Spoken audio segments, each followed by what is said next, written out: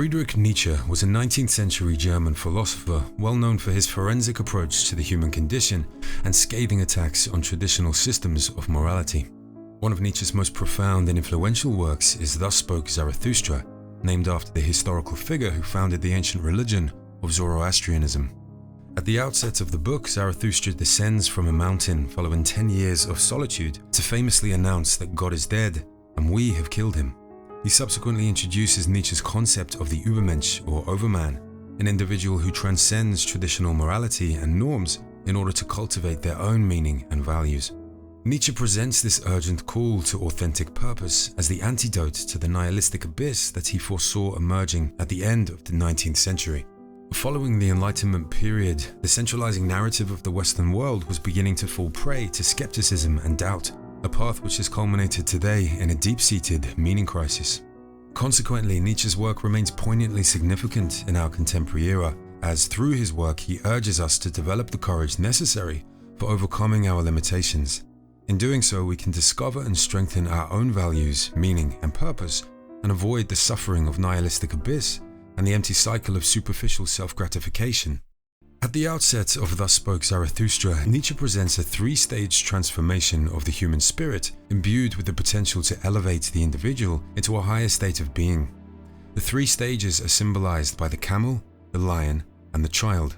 By placing the child as the final stage of this spiritual evolution rather than the first, as one might intuitively expect, Nietzsche challenges us to abandon our preconceived notions and encourages a profound rethinking of our understanding of growth and transformation. The first stage of this metamorphosis, as symbolized by the camel, represents our willingness to take on our communities' or culture's norms and traditions without questioning their validity. "What is the heaviest thing, ye heroes?" asketh the load-bearing spirit, "that I may take it upon me and rejoice in my strength." This stage reflects the individual's internalization of external authority and the resulting conformity and duty. By embodying our respective traditions, history, and culture, we obtain a temporary sense of purpose despite it not being of our own design. All these heaviest things the load-bearing spirit taketh upon itself, and like the camel, which, when laden, hasteneth into the wilderness, so hasteneth the spirit into its wilderness. Nietzsche's use of the wilderness symbolizes the existential uncertainty that arises when one begins to question the authenticity of their previously held values and beliefs. This signifies the start of the first transformation, a process requiring a skeptical awareness of one's preconceived notions, which can often lead to a temporary sense of isolation. From a Jungian perspective, the wilderness could also represent the shadow, the darker elements of the psyche that are repressed early in life but must be confronted and integrated in order to achieve spiritual and psychological development. Integrating the shadow can instigate an empowering sense of freedom as one becomes able to understand and embrace the unconscious elements of their psyche. Consequently, they are no longer reliant on external belief systems or immediate self-gratification for direction or comfort.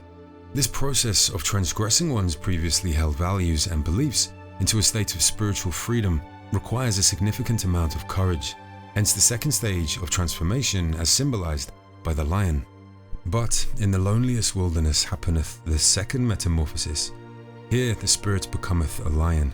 Freedom will it capture and lordship in its own wilderness. Embracing the wilderness allows the spirit to cast off the shackles of tradition and ideology and roam the vast abyss of existentiality without fear. This is when we begin to view the world through a different lens, challenging our own preconceived notions of value and morality. Its last lord it here seeketh, hostile will it be to him, and to its last god, for victory will it struggle with the great dragon. The last lord Nietzsche references here implies a line of successive lords or gods, in this sense referring to the place where we aim our highest purpose and meaning. Each burden that the load-bearing spirit takes on during the first stage as the camel needs to be assimilated or rejected until we are left with a final confrontation with our last lord. Nietzsche writes that this last lord will appear hostile, as it is the pinnacle of our externally dictated systems of thought. What is the great dragon which the spirit is no longer inclined to call Lord and God? Thou shalt is the great dragon called, but the spirit of the lion saith, I will.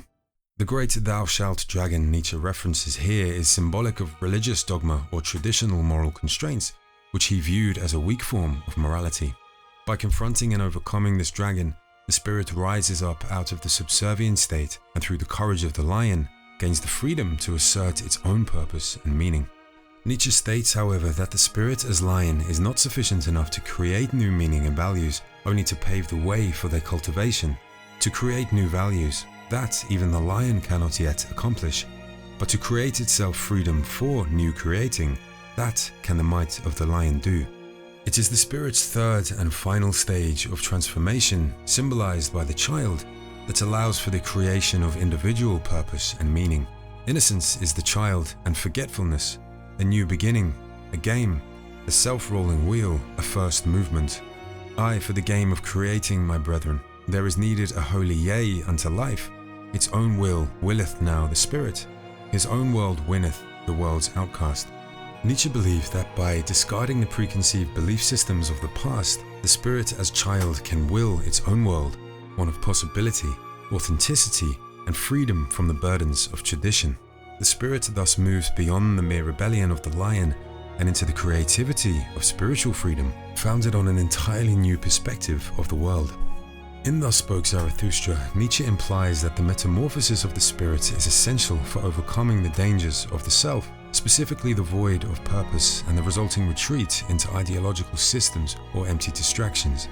Early on in the book, Zarathustra famously states, "Man is something that shall be overcome.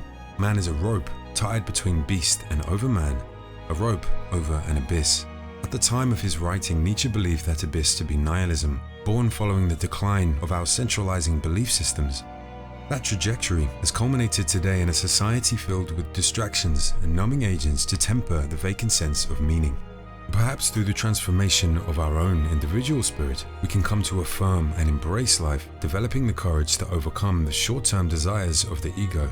In doing so, we can begin to cultivate our own values and a higher sense of meaning, and with any luck, pass over to the other side of the abyss and into the beckoning light of individual purpose.